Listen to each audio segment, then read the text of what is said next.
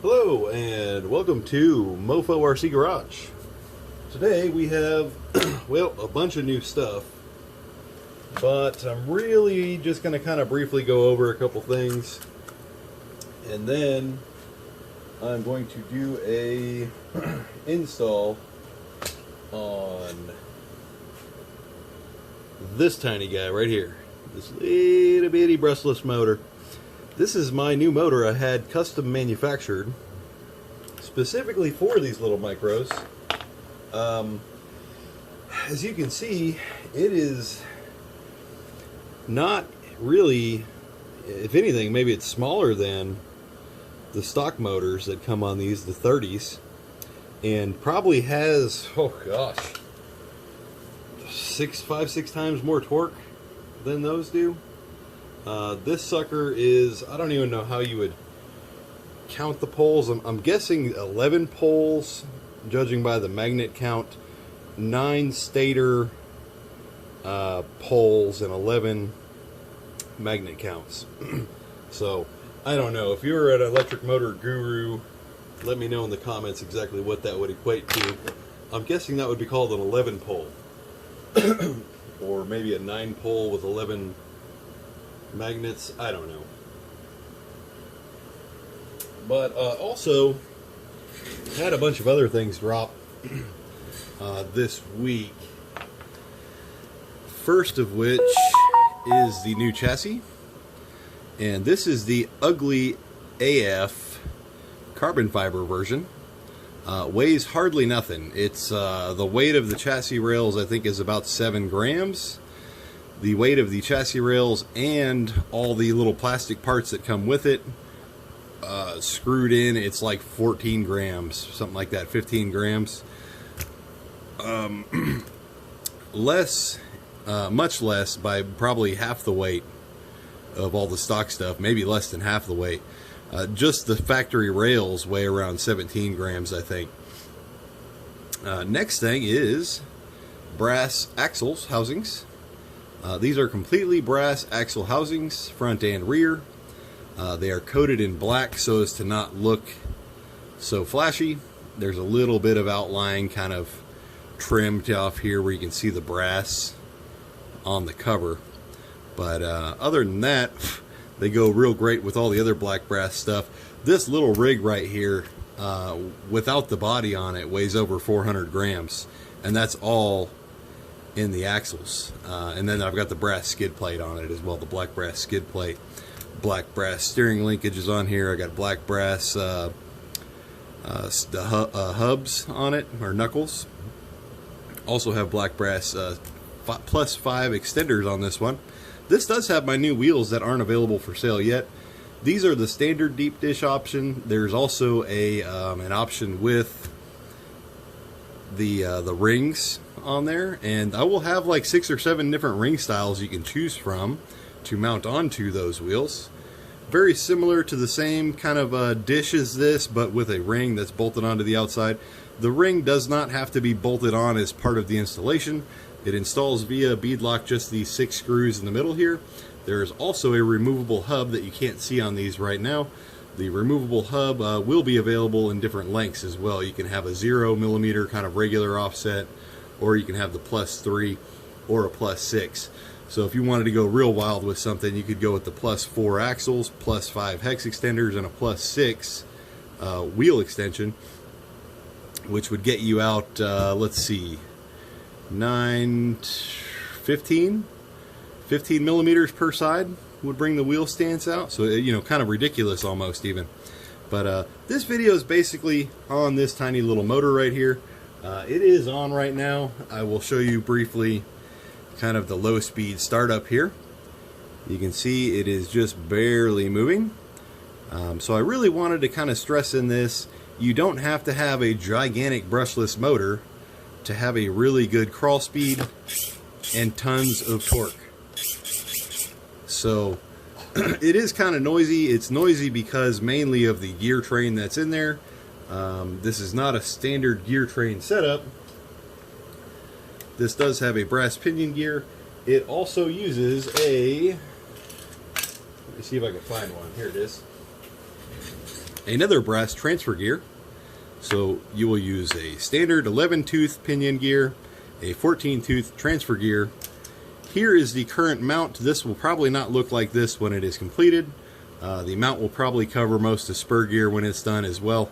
Right now it's just kind of put it all together, make sure I get everything fit right, make sure it works, and then I'm going to probably make a larger mount to cover at least most of the spur gear, as well as these little transfer gears here and everything.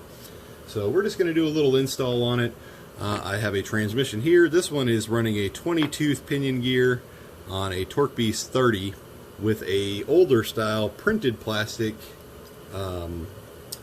motor mount. If you haven't seen the new adjustable motor mount, this is the new adjustable aluminum mount. I also have the big block motor mount, which looks like this for running like a PN90 or the Surpass rocket motor or anything with that size of bolt pattern. So what we're going to go ahead and do, actually I'm not going to use this. I'm going to go ahead and make sure it fits in this stock chassis. This stock chassis looks a little funny because it does have dual shocks on the front. That is another thing I am working on. It will probably be available soon, the little shock brackets, as well as a different style of flex blade. This is a reversed style flex blade. Mainly going to be made for the front so that you do not have the unloading effect in the front when going uphill. So that'll be something exciting and new here sometime soon too. Let me go ahead and shift this camera around so I can still my power drill that I'm not supposed to use when I'm working on these things. Okay, there we go.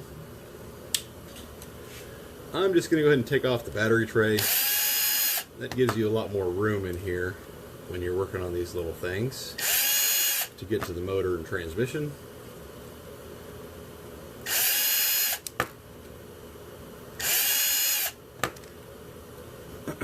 I have test fit these in a different version of the mount that I had made. I had test fit them already and they did fit just fine. But I figure if I'm going to go ahead and do kind of an install video, I may as well go ahead and fit it again, make sure it does still fit now that I've redesigned it a little bit.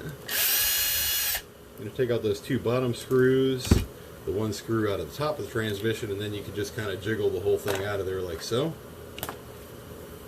We're going to first start by taking off the cover, the spur gear cover here. Take off those two screws. And again, like I'm saying, don't use power tools when you're doing this. There's a high likelihood you're going to strip something out, and then you'll probably be mad, and you'll be coming to my website to buy something else, and you'll wish you wouldn't have used a power tool. So I have lots of stuff available on hand, so if I strip something out, it's not that big of a deal.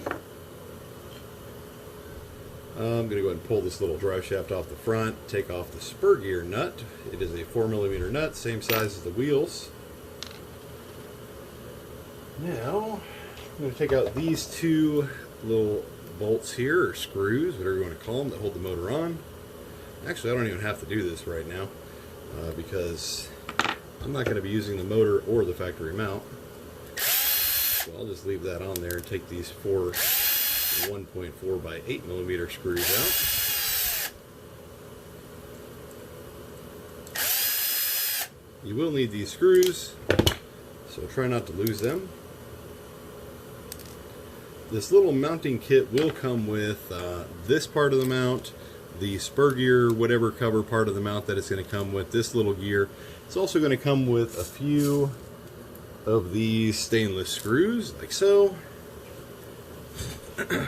And I may include a couple of these new high clearance screws, which look like that. I don't know why you can see that, but it has a very, very flat head, which is really wide for a good bite, especially on these plastic parts that we're using here, like this, because this mount is made out of plastic. So this will mount on the transmission that way.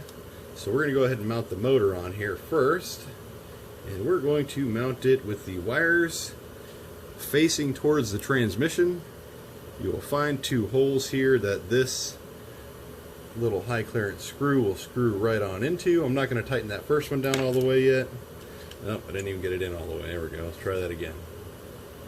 I'm not going to tighten down the first screw all the way yet, because I want to let it be able to move a little bit so I can line up the second screw that's going in there.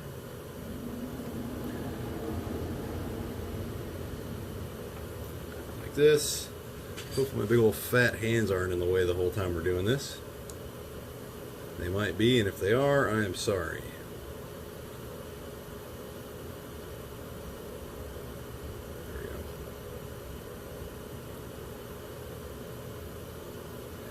You don't have to really worry about setting gear mesh on these. It's pretty much just going to install one way and kind of go together, or not go together, as in my case. I think I'm getting the screw in here. I'm screwing myself over here. Here we go. Can't get the hole lined up right. Take your time on this. Don't try to rush through it like I am, obviously. Okay, I got the second screw to line up and go in. I'm going to go ahead and kind of lightly snug that. Anything with these plastic parts you don't want to over tighten. Just kind of lightly snug everything. Now we're going to go ahead and I guess we're going to go ahead and bolt this to the transmission here.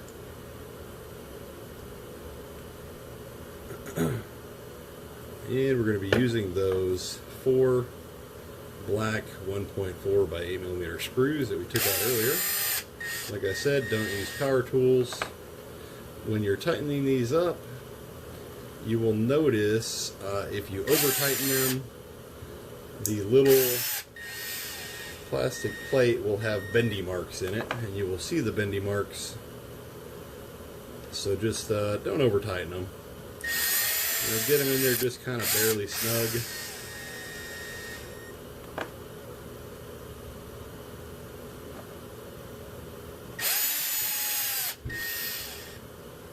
Like so. And if you are using a power tool, you might want to go ahead and just check these by hand.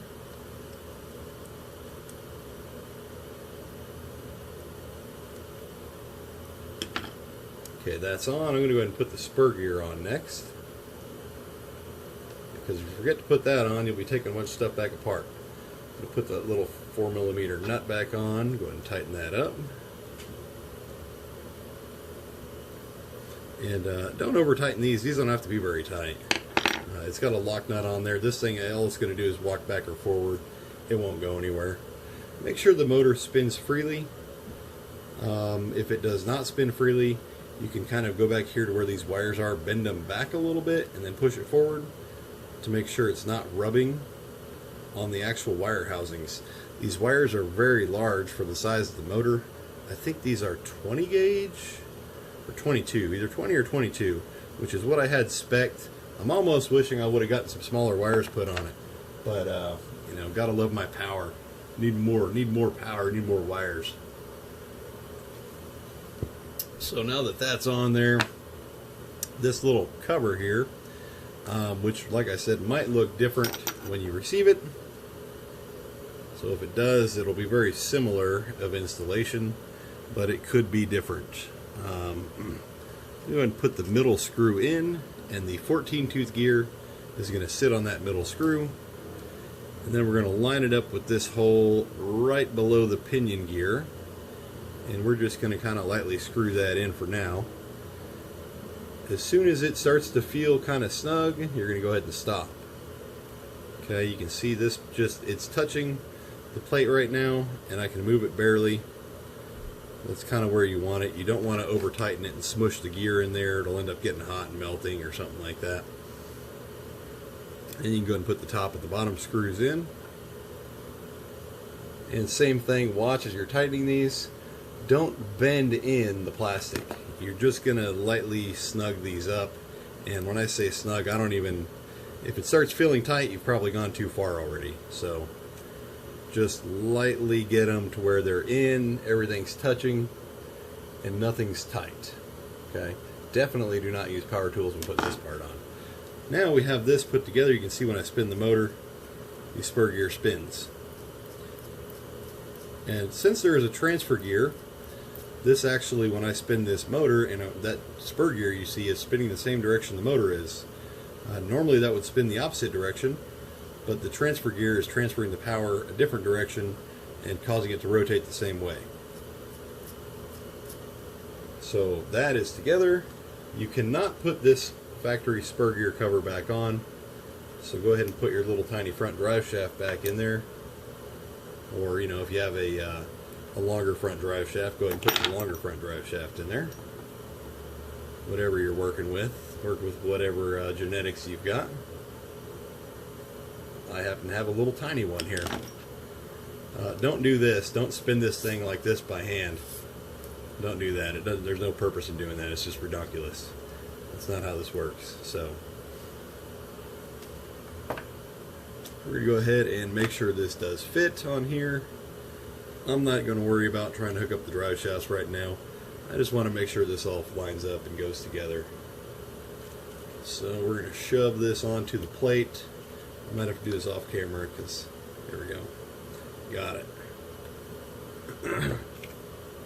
We'll go ahead and put the top screw in first since I'm looking at the hole. Don't over tighten this top screw either, or you will smush the plastic.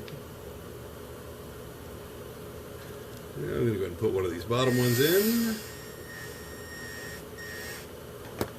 And the other bottom one. At this point, it'd be a good idea to tell you, hopefully you have a brushless ESC. Your stock ESC will not power a brushless motor. This is only designed for brushed motors. I like to use the Furatech. I like the Lizard ESC.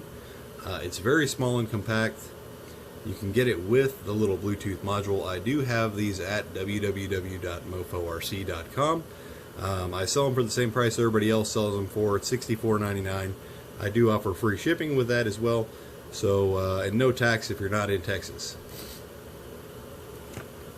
That ESC does work really good with pretty much any brushless motor for these little guys, even brush motors too. That will do brushed or brushless. And you can see we have perfect clearance on here. It's not touching the frame. Nothing's in the way. Everything looks good. Spins freely, no binding, nothing like that. Let's go ahead and make sure the battery tray fits.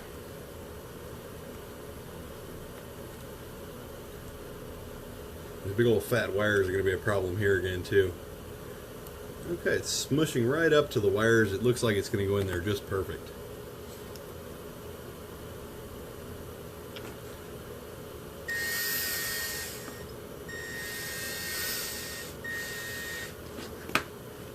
Let's get the other one in on this side.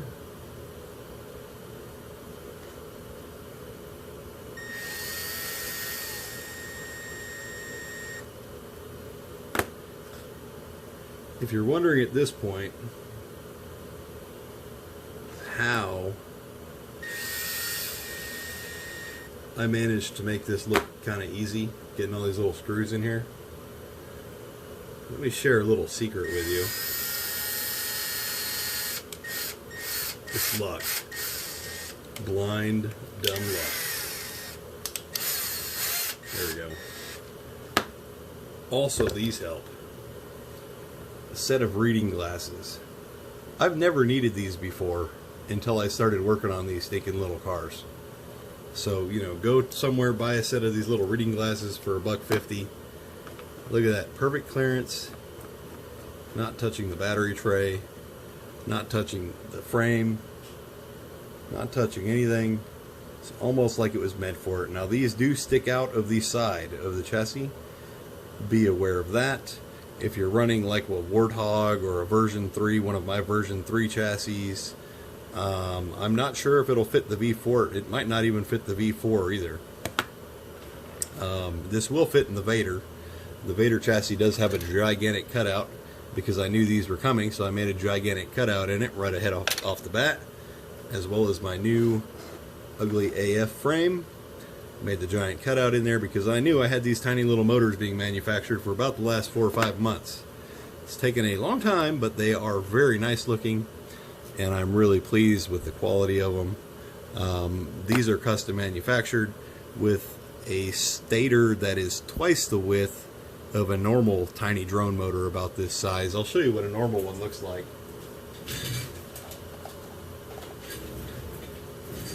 So here's a normal tiny drone motor of this size. This is a 1204. I believe they might make a 1207 as well, but nobody made a 1209, and so I went ahead and just had mo bigger, mo power, you know. Why go a little bit bigger when you can double something and then some? So it went from a 1204. I had them go ahead and make me a 1209, which the 1204 did have a little bit of cogging at kind of medium speeds, low to medium speeds, trying to climb up things. It would start to kind of jitter just a teeny bit. You almost couldn't even notice it, but it was starting to jitter. So this big giant sucker, I haven't experienced any cogging yet, and this is a very heavy rig. So let me just show you here. I'll kind of put my hand in front of it and go about as slow as I can at kind of medium power, or not even medium, this is barely. But this is where you would experience the cogging if you were going to experience right at like this. When you come to a dead stop, you'd start getting the jitters with about like that much power. Super low speed, you will never even notice the cogging because it's just so stinking slow. Anything higher, you won't really notice it either. Great little motor. I'm very pleased with it. Everything's come out really well.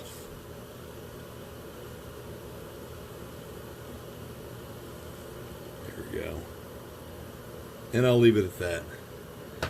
Thank you for watching. I hope you've enjoyed the video.